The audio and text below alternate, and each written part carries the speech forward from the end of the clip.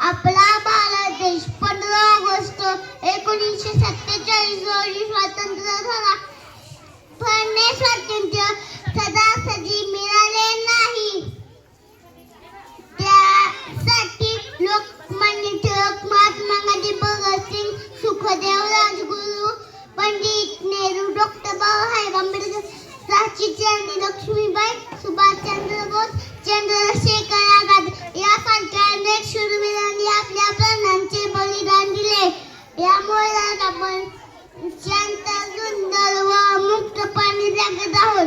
जाता जाता एवढंच म्हणेल की आजादी के दिन मिलकर करे दुआ, बुलंदी पर